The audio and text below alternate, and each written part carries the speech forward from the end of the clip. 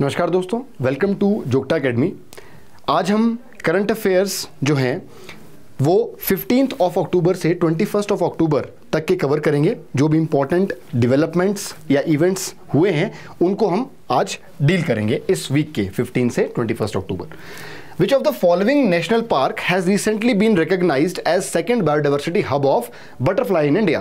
तो देखो, biodiversity hub of butterfly क्या होता है? जहां पर डिफरेंट स्पीशीज ऑफ, ज्यादा तादाद में डिफरेंट स्पीशीज, डिफरेंट प्रजातियां बटरफ्लाई की देखने को मिलती हैं। तो भारत में पहला ऐसा जो है वो था नामदफा नेशनल पार्क, ये है अरुणाचल प्रदेश में। तो यहां पूछा है दूसरा, तो हाल ही में काजीरंगा जो असम में है उसको ये मान्यता दी गई है। ठीक है, ध्यान रखना इस चीज को। तो किसको दिया गया है? काजीरंगा असम में, जिसको जाना जाता है वन हॉर्न्ड राइनोसोरस के लिए। तो यहां पर कितनी स्पीशीज हैं? टोटल रिकॉर्ड जो की गई हैं 446 प्रजातियां किसकी, बटरफ्लाई की यहां पर रिकॉर्ड की गई हैं। Which of the following space agency launched moonlight programme? तो मूनलाइट प्रोग्राम जो है हाल ही में ये लॉन्च किया है यूरोपियन स्पेस एजेंसी ने। अब हुआ क्या है या करेंगे क्या ये कि मून के अराउंड उसकी ऑर्बिट में कितनी सैटेलाइट्स, 5 सैटेलाइट्स भेजेंगे, ताकि वो पांचों सैटेलाइट्स जो हैं, जो भी मिशन ESA मून पर भेजेगा उसके लिए सटीकता से जो है जानकारी है वो प्रोवाइड करे। तो मतलब उनका मून का जो मिशन होगा वो एक सक्सेस रहे, उसका सक्सेस रेट बढ़े, उसी लिए ये क्या कर रहे हैं, 5 सैटेलाइट्स पहले से भेज रहे हैं। ठीक है, तो ये होंगी क्या, 4 कम्युनिकेशन सैटेलाइट होंगी और 1 नेविगेशन सैटेलाइट होगी which will orbit around moon. ठीक है, पहली बोल रहे हैं ये 2026 में भेजेंगे और ये ऑपरेशनल हो जाएगा पूरा सिस्टम 2030 तक। तो moonlight programme, European space agency. Global coral bleaching event 4 has impacted %% of global reef. तो कोरल रीफ जिसको हम प्रवाल भीति बोलते हैं, यहां पर पिक्चर भी देखने को मिल सकती है, आप देख रहे हैं आप कि भाई ये कोरल रीफ जो है वो क्या होते हैं, एल्गी होता है एक, जूजेंथली है ना, और जो आपके पॉलिप्स होते हैं, ये दोनों ही आपका सिम्बायोटिक रिलेशनशिप में क्या बनाते हैं, कोरल रीफ्स को बनाते हैं। अब ये कोरल रीफ्स बड़े सेंसिटिव होते हैं, थोड़ा भी आपका टेम्परेचर बढ़ गया पानी का, ये मर जाते हैं या ब्लीचिंग हो जाती है, या फिर अगर बोल दीजिए आप न्यूट्रिएंट्स ज़्यादा पड़ गए, यूट्रिफिकेशन वगैरह हो गया, तब भी आपके ये ब्लीच हो जाते हैं और अल्टीमेटली मर भी सकते हैं। तो 77% जो है हाल ही में इंपैक्ट हुए हैं कोरल ब्लीचिंग से, ऐसा अभी कहना है कई इंस्टीट्यूशंस का। तो ये है क्या, ये global coral bleaching event 4।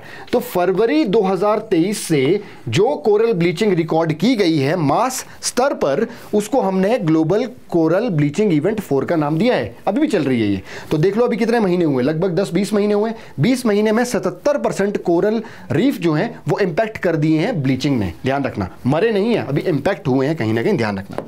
Next, cyclone दाना रिसेंटली सीन इन न्यूज, ये ओरिजिनेट कहां हुआ है? तो आपको पता है कि अभी रिसेंटली भारत के कुछ राज्यों को इंपैक्ट किया है इसने। तो बे ऑफ बंगाल में ये ओरिजिनेट हुआ है। आपको पता है नॉर्मल बे ऑफ बंगाल में ही ज्यादा साइक्लोन आते हैं अरेबियन सी के मुकाबले, क्योंकि कंडीशंस वहां पर फेवरेबल रहती हैं साइक्लोन बनने के लिए। तो यहां पर हुआ क्या, देखो साइक्लोन दाना जो है उसने इंपैक्ट किया है आपके कोस्टल रीजन को, आप ऑफ योर कौन सा कोस्ट है आपका, इस साइड को ईस्टर्न कोस्ट। ठीक है, अब ये साइक्लोन नेमिंग कैसे होती है? आपको पता है कि कतर ने, अभी शायद आपको पता होगा, कतर ने इसका नेम दिया है, कतर ने। तो ऐसा नहीं है कि कतर को फोन करके पूछा गया कि भाई हाँ भाई नाम दे दे तू, नहीं, पहले से कतर ने एक लिस्ट दी हुई है। तो कौन कौन लिस्ट देता है? देखो, जो नॉर्थ इंडियन ओशियन है, कंट्रीज जो है नॉर्थ इंडियन ओशियन में, वो 13 कंट्रीज हैं, जैसे कि बांग्लादेश से लेकर यमन तक।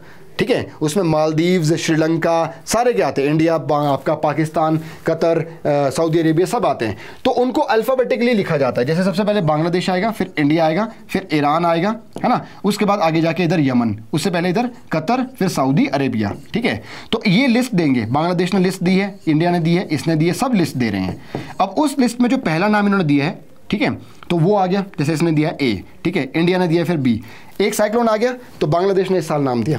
अगला साइक्लोन जो आएगा उसका नाम कौन देगा? अपने आप लिस्ट में से उठ जाएगा, बी नेम, ठीक है, फिर सी नेम, ऐसे करके अल्फाबेटिकली, है ना। अब इस बार नाम दिया है कतर ने, उसकी लिस्ट में से उठाया गया है। अगला नाम जो किसकी लिस्ट में से उठाया जाएगा? सऊदी अरेबिया की लिस्ट में से उठाया जाएगा। ये पहले से है, प्री डिटरमिन्ड है, ठीक है, ध्यान रखना। और जब खत्म हो जाएगी लिस्ट तो और दे देंगे सारे के सारे, है ना। नेक्स्ट, एक्सरसाइज नसीम अल बहार, ये एक्सरसाइज काफी इंपॉर्टेंट है, मिलिट्री एक्सरसाइज पूछते हैं आपके एग्जाम में। तो इंडिया और ओमान के बीच में गोवा के तट पर रिसेंटली ये हुई थी। विच of the following state was awarded best water award for the आपकी वाटर कंजर्वेशन और मैनेजमेंट के लिए किस स्टेट को नवाजा गया है अवार्ड? तो वो है उड़ीसा को। ठीक है, तो यहां ध्यान रखना है आपने, उड़ीसा जो है उसको रैंक 1 मिला है, यूपी गुजरात को रैंक 2 दिया गया है, पुडुचेरी को रैंक 3 दिया गया है for water conservation and management. 5वें नेशनल वाटर अवार्ड्स थे जिनको हमारे राष्ट्रपति ने आपका नवाजा है हाल ही में। ठीक है, ओडिशा को क्यों दिया है? क्योंकि इसने जो जल जीवन मिशन है उसके तहत जो हमारे रूरल हाउस होल्ड में टैप वाटर कनेक्शंस लगाने ना, तो वो उसमें आपका अच्छा प्रोग्रेस दिखाया है। Who among the following is set to become 51st chief justice of India? तो 51 में जो आपके मुख्य न्यायाधीश है वो कौन बनेंगे? बने नहीं है अभी, तो 10 नवंबर या 11 नवंबर को ये बनेंगे और 6 महीने का ही इनका कार्यकाल रहेगा, क्योंकि उसके बाद ये अपने 65 ईयर्स जो रिटायरमेंट एज है उसको अचीव कर लेंगे। ठीक है, तो इसका आंसर है संजीव खन्ना साहब। अभी कौन है? चंद्रचूड़ साहब है, तो आपके संजीव खन्ना साहब बनेंगे। और हमारे देश में चीफ जस्टिस ऑफ इंडिया को कौन अपॉइंट करता है?